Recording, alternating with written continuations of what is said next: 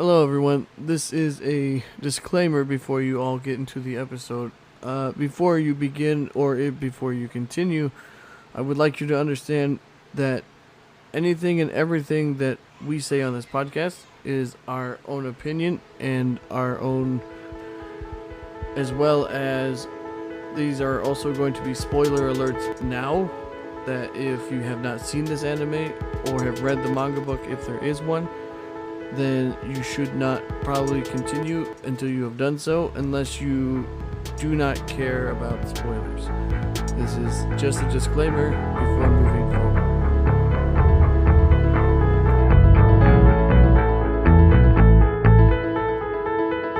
Hey everybody, I'm Redman. I got my partner here, Leo. We're here to talk to you about Lupin the Third, called Who is Fujiko Mine, and it was a very interesting watch.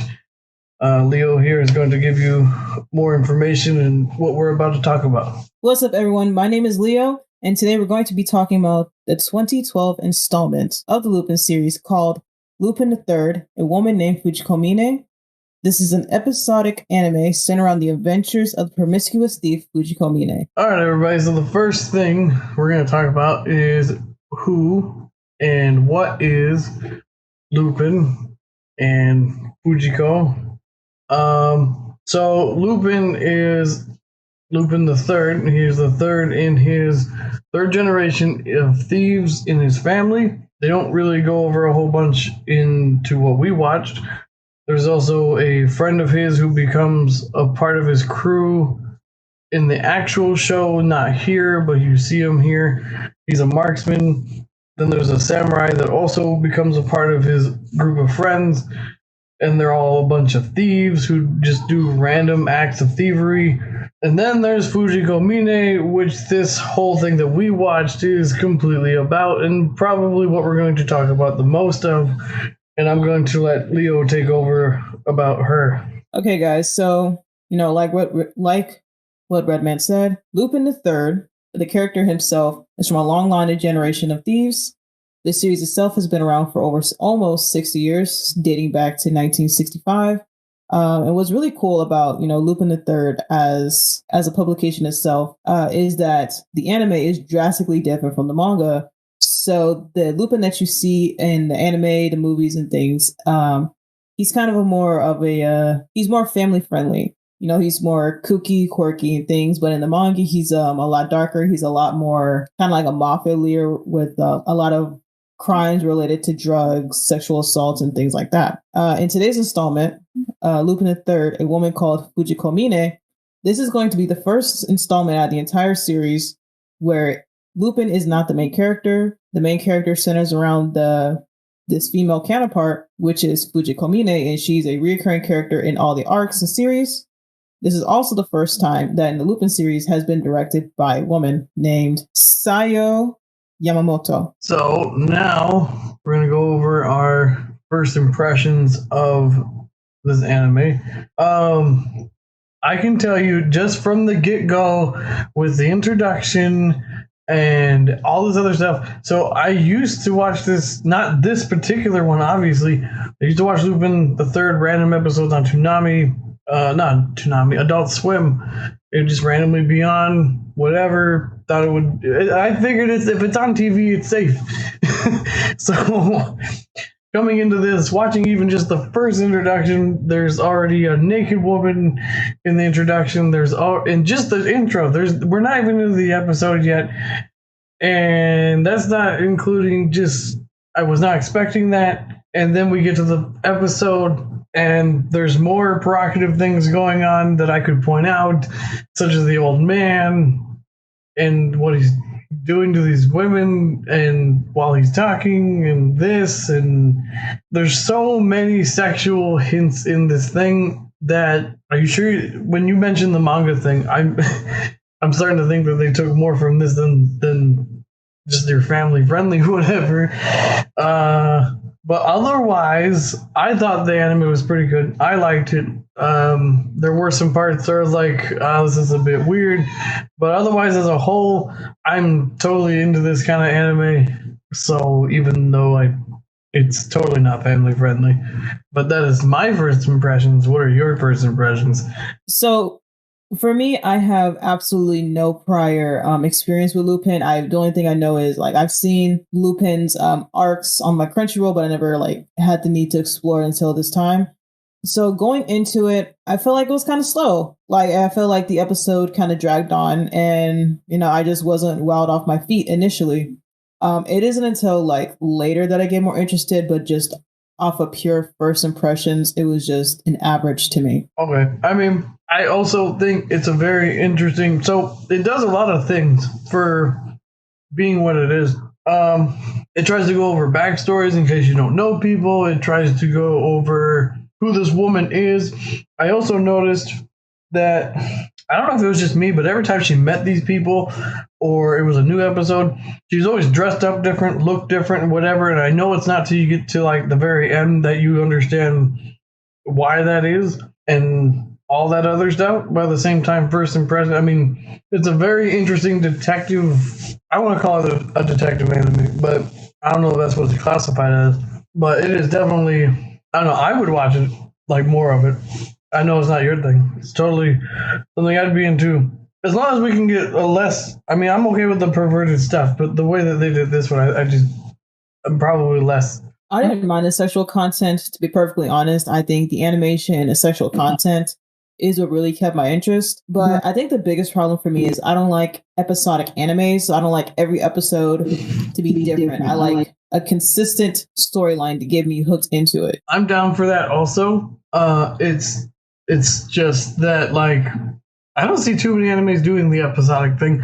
But I guess I kind of grew up on, I want to say cartoons, where it's a different thing every time. So seeing an anime do this is kind of like different. So it's, I guess, more appealing to me in that way. But the fact that it's also more mature, it's more this, it's more grounded to our level of whatever, and it's not just, oh, I'm here for whatever. But yeah, first impressions, I also don't know that even if it was episodic and it was trying to tell the main story of who she is, I feel like it could have been more streamlined better. Because the jumping around to backstories and then using her and then going back and forth, I think was a little much. But I mean, they still pulled it off in the end.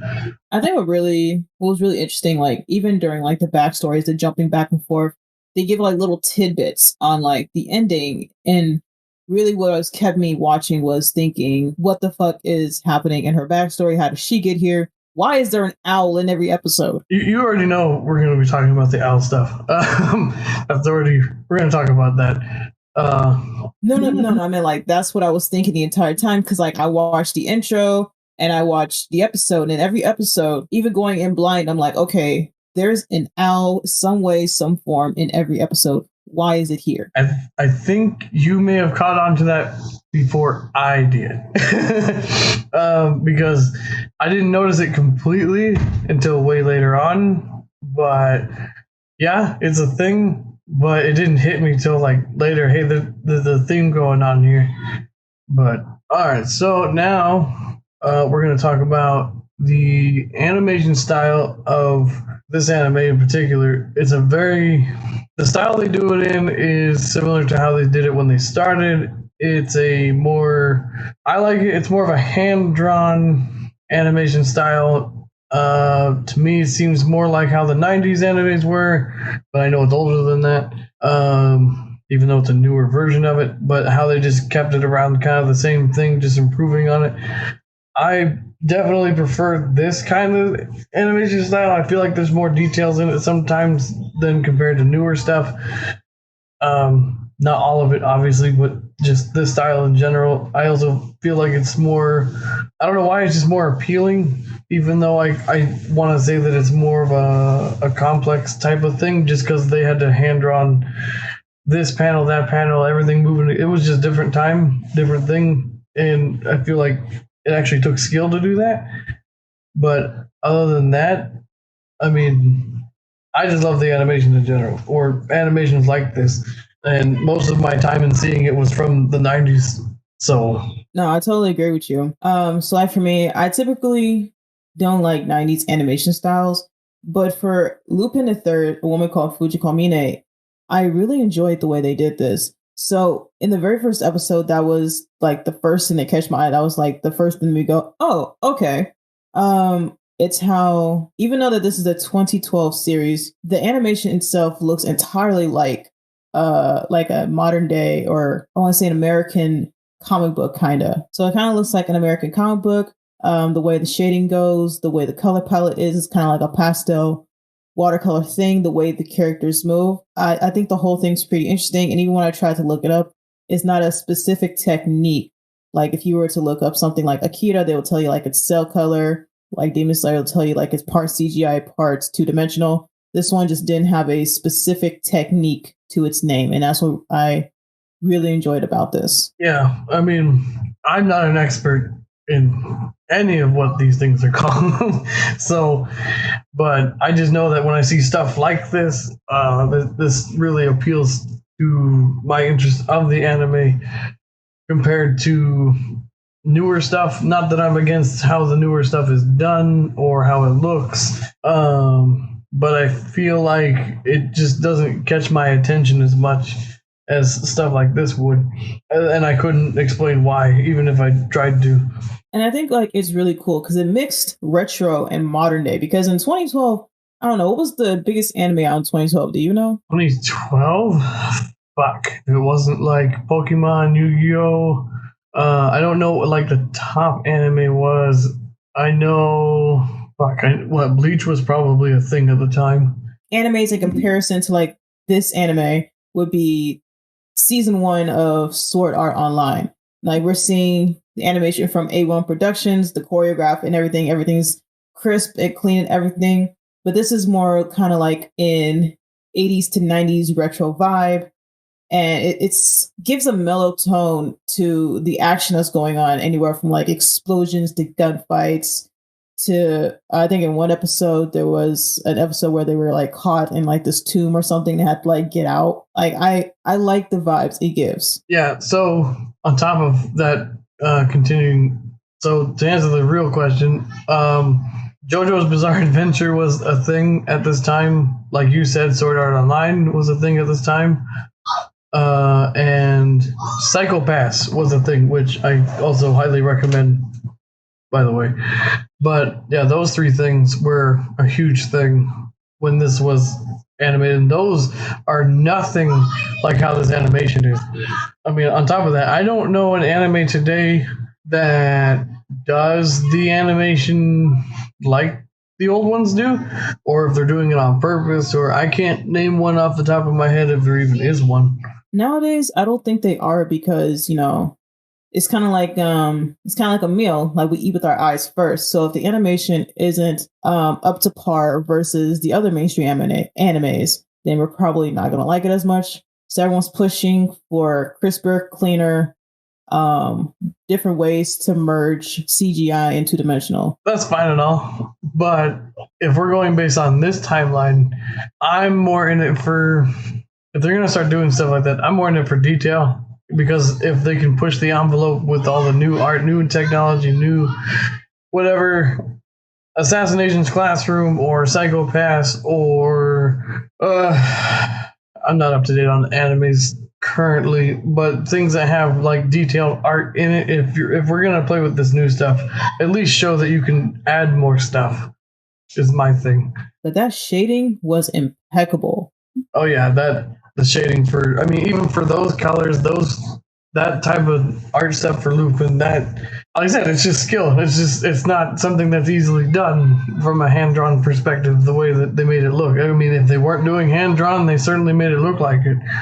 But the next thing we're going to talk about is our favorite characters. So my favorite character personally was Fujiko Mine, only because to me, no other character stood out. I personally didn't have an interest in Lupin, even though this is, you know, his spin-off series. I didn't have an interest in the gun guy. I didn't have an interest in samurai. But I did have an interest in Fujiko because she is both sexy, stunning, brilliant, and, you know, she's also shrouded in mystery. And what I like about her character, and I think it's because that she was directed by a woman, is, you know, she doesn't only use sex as a means to get what she wants. She's also capable of using her brain and is like a master of disguises, and she's just a jack of all trades. She's talented to the point where she even gives, someone like Lupin a run for his money. I mean, you could call her Lupin's female equivalent because they're practically the same thing, just one's female, one's not. Her aside, because she's interesting, she's hot. I'm not going into that. My favorite guy is the marksman guy. I already like the voice actor. I don't need to give him introductions, but he voices Vegeta, voices Piccolo, voices all kinds of other characters you probably already know from other animes. But voice acting aside, just his demeanor of being a marksman, his hat, his look, his beard, his cool collectiveness as a character, a person, compared to the other characters that they shown off. The only other person I even really remotely liked was the inspector guy, but he didn't get much airtime. But otherwise, the marksman dude is just, in my opinion, the best character there. And his backstory was pretty interesting in how he goes about how come he doesn't get with women and all this other stuff, and more fascinating stuff than the samurai and Lupin and all that stuff. I mean, and plus, since it was mostly about her, I feel like that's kind of cheating. But at the same time, it's not. She's just not my favorite. So I'm not gonna lie to you. The marksman was almost my favorite character. It's just, I don't know. Like, I just couldn't connect with him more. To me, he was just a very slow-paced character. I feel like if the series was longer, then I would like him. But for what we were given, it has to be Fujiko Mine. Again, it's a fair assessment, especially since it's our first dip into Lupin itself, and this is what we were given. So, I mean, it was kind of interesting, like, surprise to myself that I didn't pick samurai, because typically, if I'm not picking the really smart characters, I'm picking the guy with the samurai sword. But he honestly just did not hit for me this time. Well, I mean. So I feel like we just didn't get enough of him and on top of not getting enough of him showtime wise, I feel like there was a bit of whenever he showed up to do a thing, and then it was like an awkward purpose, and then when that purpose was fulfilled, he kind of didn't know what to do and he would just move on versus like anyone else in the show. So, when he obviously is a silent kind of person. I appreciate that out of all of Lupin's gang, he was the one who cared to take care of her, when she was down around the 10th episode. Yeah. I mean, he's probably the most caring out of all of them, despite how Lupin likes to sway his way with talking and try to be smooth about it and say his emotions and then be perverted and all the whatever stuff. But no, the samurai is more compassionate, more those kinds of things toward her. But at the same time, I don't know. I just feel like he could have done more, said more. I'm sure there's a lot more to his character that we don't know, but that's because it's part of the actual series and not the one we watched. So, but other than that, his backstory was okay. But yeah, no, I'll stick to the marksman dude. So since you brought up Lupin, what do you think about his dynamic with Fujiko? So without context, so just going based off what we were given, feels like they've known each other for a long time. It feels like there's a thing going on. I feel like it's cat and mouse. I feel like it's him just being him. And I don't know, it just feels like a common thing I've seen several times before between a man and a woman and the same interest and the same thing, and she's playing him and he's playing her and he wants her and she knows it, and it's the same typical stuff I've seen before. But otherwise, him as a character, as a thief and whatever, until I can get more of his history, more of his backstory, he's just another common perverted thief dude that I'm used to seeing. So, no different than even the perverted monk in Inuyasha. So, and I don't even like that anime. To an extent, I agree with you. Like, when I first saw it, in the beginning, you see, okay, so he's just putting in overtime to try to get in her pants because he sees her as a treasure, something that he can steal. But then, towards the end, you can see that he genuinely cares for this woman, that he wants to make her, more than a sex object. He wants to make her his actual woman. And, I like that kind of change, that change in field between them. Yeah, and it's a nice thing that, again, it just takes a minute to get into it. But he even points out throughout the anime that, for her, anything, for her, this, for her, that. Nothing I haven't heard or seen before when other anime characters do this kind of thing. But, at the same time, yeah, he does want in her pants. Yeah, he does want this, and he does with other women. But for some reason, this woman seems to be different to him. But at the same time, I feel like if they would have changed it up slightly, but at the same time, it's kind of hard in that kind of scenario when it's been done a million times. So it's not like for some reason he's finally found an equal. Like when you've been in like the game as long as he has, and like you finally find someone who can play the field as well as you can, if not better. Personally, I would want to bag her too. I wouldn't let her out my sight. Well, yeah, that's what makes it really different is the fact that so they always tell you opposites attract. Well, I disagree. The opposites only attract when it's things you're learning from each other versus something of this nature is more commonplace, that if you have something in common and you're watching someone else maybe of the other gender just as good as you are at something that obviously intrigues you. I've been there. I've been in those situations, and it's super fascinating. He's just lucky that she's willing to play the cat and mouse game with her because she knows. I've been in scenarios like this where the other person has the same interest, their knowledge into something is this, and I'm super interested, but I never tell them. I never express those kinds of things because I also feel like it might never go anywhere. But at the same time, yeah, it's a super high peak of interest when those connections are made. So in this anime, we're going to go ahead and start talking about our favorite episodes. My favorite episode is episode 8 called Dying Day. Pretty much brings up a character that doesn't last very long. Just, I think, the whole episode, or maybe 2. I think it's just 1. This guy can predict your death correctly. Somehow. It's like his power, but he doesn't really have a power. Lupin kind of exposes him later on and this and that and whatever. But then he says he really used to be able to do it with some kind of power predictions or whatever, and he wasn't lying and all this other stuff. Also voiced by one of my favorite dudes. I'm just attracted to when I find characters like that. But that aside, this episode really kind of starts. I feel like it's a little late in the anime, but it kind of starts to make it more interesting and starts to explain things about where we're going, where we're heading next, and starts off the whole setting up questions that they're going to start answering that you were the whole reason you were here to begin with kind of situation. But I think it just, even as a standalone episode, I really just like how the episode is from start to finish. I think my favorite part about that episode is probably the ending, when the guy who, uses the lithograph to predict endings actually dies at the end of the episode. And it's kind of gruesome the way he dies. Wasn't it like he was strapped to like a pole cross thing and electrocuted to death? Yeah, he was electrocuted, and on top of which, I think Fujiko was his last prediction of when somebody was going to die. And then he also found out that his dying day would be that day, and then got super freaked out and all this other stuff. But yeah, no, it was pretty, it was a way to go.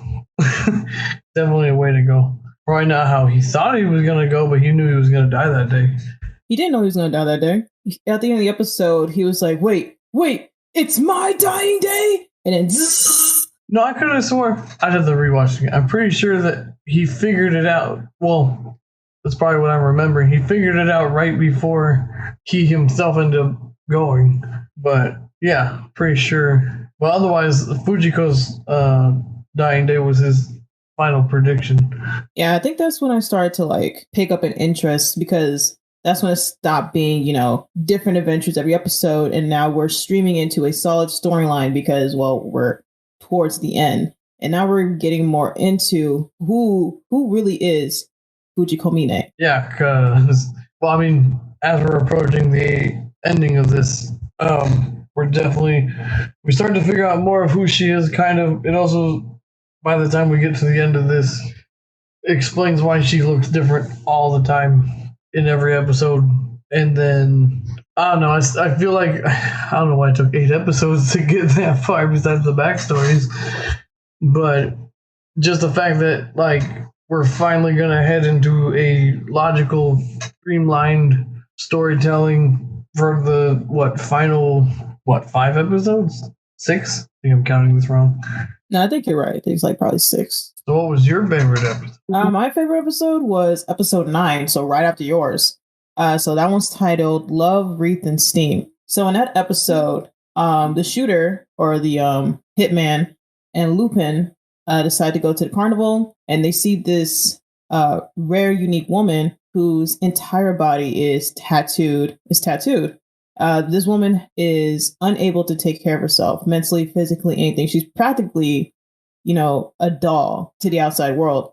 And so what I liked about this episode was Fujiko's ferocity to kill this woman, because to her, this woman is parallel to herself, someone who's helpless, someone who's in control of someone else. And she feels like if she kills this tattooed lady, she'll kill that part of herself that's being controlled by another person, and she'll probably gain her freedom. Yeah, that's also, it's not deliberately pointed out till the end, but Lupin, this is the first time Lupin's going to make that connection without saying anything that he brings up later. But at the same time, I like that episode. Like, just overall, it's a good action episode. Has a lot of things going on in a carnival scene. I'm not a huge fan of the whole, let's do a circus thing, but and it has my favorite guy in it. So I think the episode's pretty good. So I think you already hit the nail on the coffin. But yeah, just the fact that she finally freaks out about seeing something in this other person that she now sees as something about her and her past, and I could say she has to make it like she's the only one, or she's the only version of this. She doesn't want to see that kind of thing anymore. But now this episode was like low-key funny as fuck though, because the way she hopped on that ferry, like, she was not going to let up. She survived a 30-foot drop in flames and was still going after this woman. Well, yeah, I mean, just animated logic. Sometimes they're, we're just gonna do a thing just to make it look cool, and then it just happened. And then I don't know. I just like the whole the shooting, the shootout stuff, and then the fact that there was actual tag team thing going on between the marksman and Lupin and this, and trying to do all this stuff. I don't even remember if the samurai was even a part of this episode. I don't think that he was. Actually, I'm not even sure there was an episode besides the ending where all 3 of them were together. Alright, so now I'm going to let Leo talk about her favorite part of the show, which was the whole intro to the show that you could see at the beginning of every episode if you wanted to.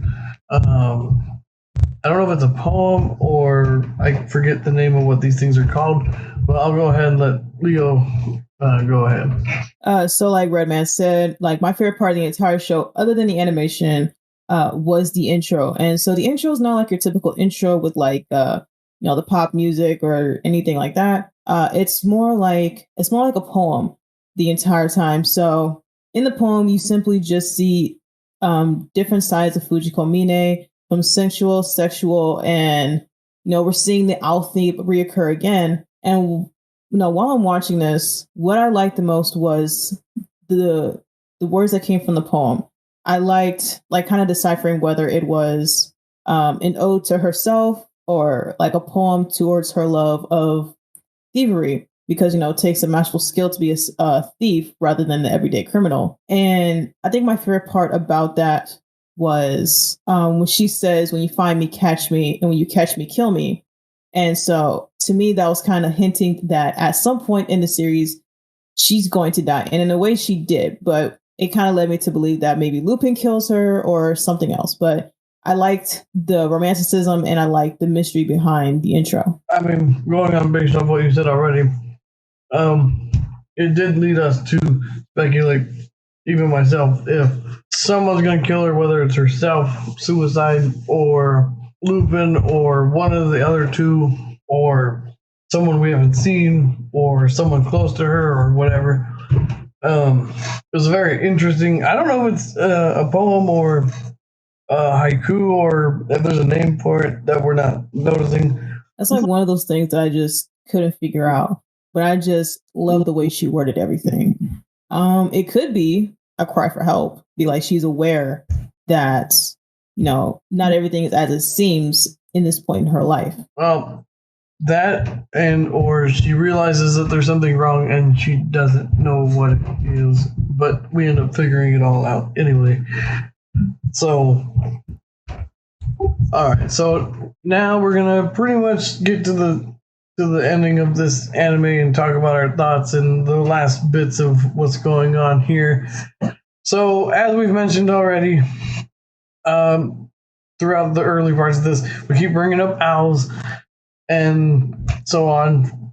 That's because as the course of this goes on, we end up finding out that there is a cult of what seems like a group of people dressed up as owls, as just their animal of choice, I guess, using the form of owls because of wisdom and this, and there's a bunch of symbolism behind it. And so where Leo gets confused is there's an episode where Lupin, from the drugs that they discovered in the first episode, he goes on a hallucination about Fujiko and the cult, and there's an owl that comes to the window and starts talking to him and starts trying to show him clues and things about her past and what's been going on, who the man is important to what's going on. And it pretty much just tries to tie in and explain to him to fill in the gaps that he's going to explain toward the end of all of this, to explain to Fujiko why she feels the way she feels and all this other stuff. But before we get to that moment, they end up breaking into this place. I can't remember if it's Fujiko that breaks into the place or if they just follow her there or whatever, or if they captured her and then they followed her there. I can't remember how that plays out. But either way, they all get there. Lupin's there. They're all in this place where the cult of owls are. And just to kind of speed things up, because it's a little complicated, so if you're that interested, you can go watch it. But you basically end up finding out that there's a really old woman who's being controlled, who controls the whole cult as a whole. They all follow her as what to do and all this other stuff. There's only one other owl who, I don't know if they really reveal him, but he talks and he explains that this has been going on for some time, and they've made clones, like they take people in, mostly females, they dress them up the same, they look the same, they get the same name, and blah blah blah. This is how Fujiko became who she was.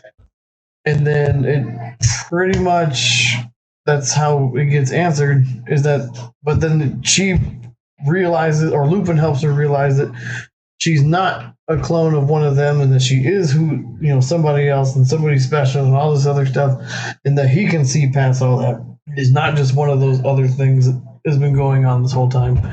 Leo can probably better explain what's going on here, but for the most part, it's just a giant conspiracy thing to control women, to be the same person, to be that lady that's controlling all the owls. What is she trying to do? She's trying to control them to be them as herself. Is that what the case is? See, that's the part that confused me. Like, why is this little girl bedridden? I know she's bedridden, but I think we could have easily lost it in the glance over, but I think it's a disease or something or whatever, and the only way that she's able to communicate or speak or whatever is through the way that they have her hooked up to the machine. And then through this machine, she's able to take the people they've brainwashed and control them in some way to be this very Pacific woman that she thinks she is. And that's pretty much how, our main character, Fujiko Mine, comes in. Initially, she was like a housemaid that did a call-in, and then she, was brainwashed. And so what happened was she had her memories fused in with the, bedridden Fujiko Mine. And so now she's practically like this bedridden person's avatar. She's living the life that she always wanted through her means. And so while Fujiko's out living her life, the owls, which we see in every single episode, is secretly keeping tabs on her. Yeah, I mean, that pretty much sums it up. I mean, yeah, just a bedridden woman who finally got to live her life through brainwashing other women through this maid service. And then she basically got found out because of Lupin and his hallucination. And, well, the other thieves were right behind him because they practically normally are through his original series they follow through. But yeah, it was just one giant detective thing about finding out who Fujiko really is. And turns out it's not really the woman we've been following, but some bedridden woman who this lady takes the name of and doesn't have her own name that we're aware of. So, but then actually becomes Fujiko because the other lady, she's bedridden. There's no fixing that. Not the way she was. And kind of like another thing I want to mention about with the intro is Fujiko Mine is aware of the owls. She's aware that she's being watched and stalked and things like that. I don't know if she's aware that she's being controlled or not. I think she knows that she's escaped. I don't know if she's still being controlled. But in the intro, basically she says that she's basically saying that the only freedom that she has, her own free will, is when she's stealing something from someone else. Yeah, but I mean, at the same time, but she flips out when she sees that person we were talking about before that makes her feel like she's someone else, or like that person who seemed like her. She doesn't want there to be more than the one her that she thinks that she is, but I'm pretty sure that's the brainwashing stuff talking from that woman. Can you explain that a little bit more? I can try. I don't think that's Fujiko talking, or the Fujiko we're following. I think that when Fujiko flips out about seeing that other girl, and she doesn't want her, from your favorite episode, and doesn't want there to be anyone else like her, she doesn't realize that that's why she's flipping out. But I think that's the brainwashing talking, and she freaks out because she sees that other person like herself. So what you're saying is the intro isn't our Fujiko, it's the original Fujiko. Yeah, I think that too. I don't think that our Fujiko is the one talking that way. When you look at it from that angle, that makes a lot more sense. I mean, yeah, it does make a lot more sense. I don't think it's the fact that she doesn't want like anyone else to be like her in a way, like she doesn't want a replica. She just doesn't want to see a reflection of herself anymore. Like if she sees a reflection of herself, it brings back the memories, and she's like afraid that she'll have to go back. Yeah, but that's also where I don't think that's, again, our Fujiko. I think that's I don't think it's our Fujiko when that reflection thing happens either. I think that's the brainwashing. I think that's the other Fujiko who's controlling that part of her, doesn't want to, as you already said. I don't think she likes that very much when she sees the reflection of herself. I don't think it's our Fujiko, in my opinion. I have a question for you. So at the end of the final episode, when, they save the original Fujiko and they take her to the beach, the clone, or the Fujiko that we know, is kind of like laughing in her face and kind of almost mocking her. So I'm like, is taking her to the beach, was that like an act of kindness, or was it an act of this is my life and you can't have it type of thing? I want to say the latter, but I think it's your second answer for sure. Okay, because she kind of confused me. I'm like, are you being nice or are you being mean? Well, because now Fujiko gets to finally be herself. She doesn't feel like she's controlled anymore. And now she can finally be her, which is a thief like the rest of them, rather than all these other things that she thinks that person was making her from the brainwashing thing, after she realizes all the things that have been going on behind the curtain. All right, guys. So we are about to wrap up this show. But before we do, we're going to give our overall thoughts and ratings. Me personally, overall, I've seen a lot of different animes.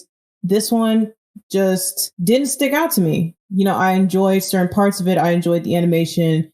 I, enjoyed certain aspects of it, but overall, I don't think I would seek this anime out or recommend it to a large group of people. Me personally, I'll have to give this anime like a 5.5 out of 5.5 out of 10. With that being said, as far as my future plans go for this franchise, I don't think I will purposefully watch any more of the Lupin series, but there's a slim chance that, I might read the manga just because I want to see how different Lupin is in comparison between the two medias. I personally like the anime. I've had attachment to it from a long time ago, watching bits and pieces of it from TV.